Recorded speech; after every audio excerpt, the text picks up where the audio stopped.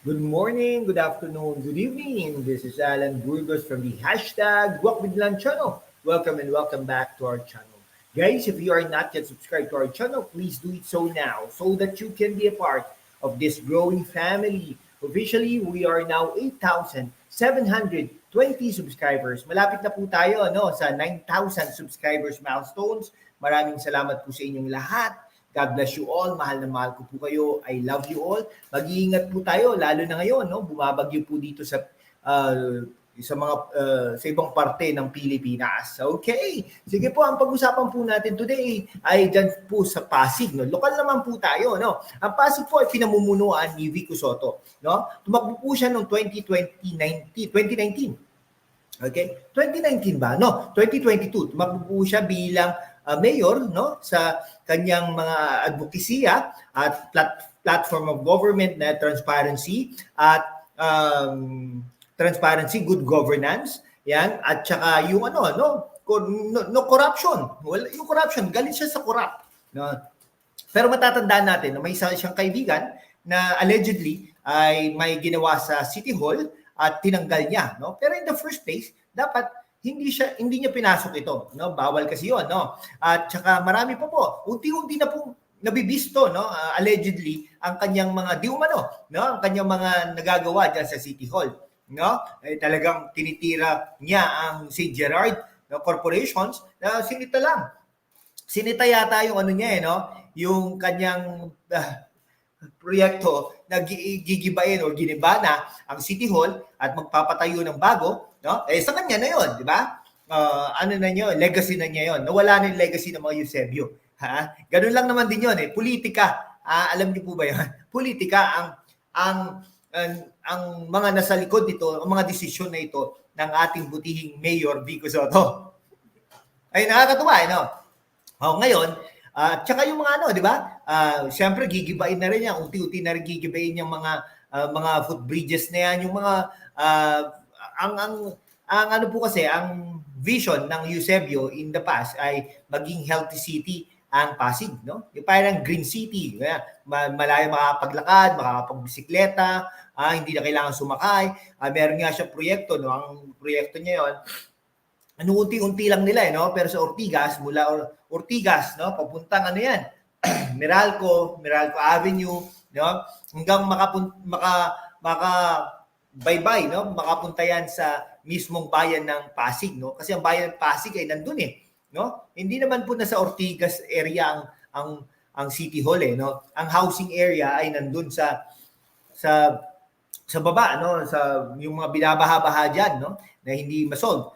Doon po talaga ang Pasig, Pero yung dito, commercial area nila 'yon. Okay, ang gustong mangyari ng mga Eusebio dati, maganda naman, di ba? Makapaglakad ang tao mula doon, mula bayan, mula Pasig City Hall hanggang Ortigas area. Yung ganun po 'yon, Pero hindi po nangyari 'yon. Okay? Hindi po kasi may mga pinagawang mga pero hinayaan na lang ng Vico Sotto government, na wala nakakapanghinayang, di ba?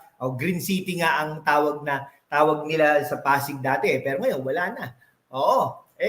Bakit po nagkaganon, di ba? Ngayon, meron tayong isang vlogger, overpriced daw, ang tingin, ang tingin ng ilang vloggers sa dalawang PWD, Persons with Disability Ramps na ipinagawa ni Pasig City Mayor Vico Sotto na tumakbo, sa plataforma ng good governance at saka transparency, good governance, Ibig sabihin, walang mga corrupt, pero hindi po nangyayari yan sa Pasig, sa kanyang TikTok post, hindi makapaniwala si Rendon Labrador, Labrador, na umabot sa halos 6 na milyong ang dalawang rampa na ipinagawa ni Sotto sa Barangay Santa Lucia. Nako po, talaga. Grabe Santa Lucia, ang PWD ramp na ito ay sobrang mahal. Umaabot ng 3 milyon isa. Putik na yan. Langya talaga. Hindi ka pa ba magagalit ng ganun kung mababalitaan mo yung mga ganyang bagay? 6 na milyon, dalawang rampa. Ano yun? Ano po ba yun? Hindi, baka naman kasama yung daan. Hindi natin malaman. Pero 6 na milyon? Ano kayo? Di ba? Ito, parang mga nagpapapogi lang mga opisyalis natin. Sana magsalita si Mayor Vico hinggil dito para malinawan ng taong bayan. No? Ang problema po kasi sa mga ibang mayor, no, sa ibang mga hindi po nila ina-address ang issue, no? Kung ito 6 na milyon, ipakita ang mga resibo. Ito po, ito po 6 na milyon, no? Ito pinagkagastusan natin, no? Ano ba 'yan? Para mga arkitekto ba ito mga to? Baka ito ay mga kontraktor na mga corrupt, no? Na talagang walang honesty, no? Sa Facebook page naman sa totoo lang extreme pinaalalahanan nito si Soto na baka ma-ombudsman daw ang mayor dahil sa overprice ang naturang proyekto. Overprice ba? Hindi po natin malaman. Baka naman overprice, baka naman hindi. Kaya nga dapat sagutin ni Mayor Vico Soto ang mga pahayag na ito ng mga vloggers. Bakit may mga ganitong issues? Mula nung hindi ka na ombudsman kasi syempre they are hoping na iba ka.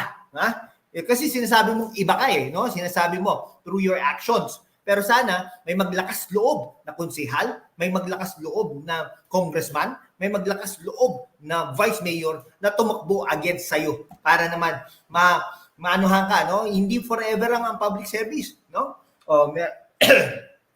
Di ba? Meron nga dyan. Yung Eusebio nawala dyan, di ba? Yung mga, meron pang isa, marami pang naging mayor dyan no? Dyan sa Pasig, nawala din naman. Kaya nga dapat ay maayos ka mayor, no? Minsan, diba, wala pang reaksyon si Mayor Soto sa mga nabanggit na mga nasabi ng mga vloggers. Pero parang no? Iba po talaga ang kalakaran no diyan sa Pasig, no? Kung against sa'yo, talagang bibirahin ka, babanatan ka, no?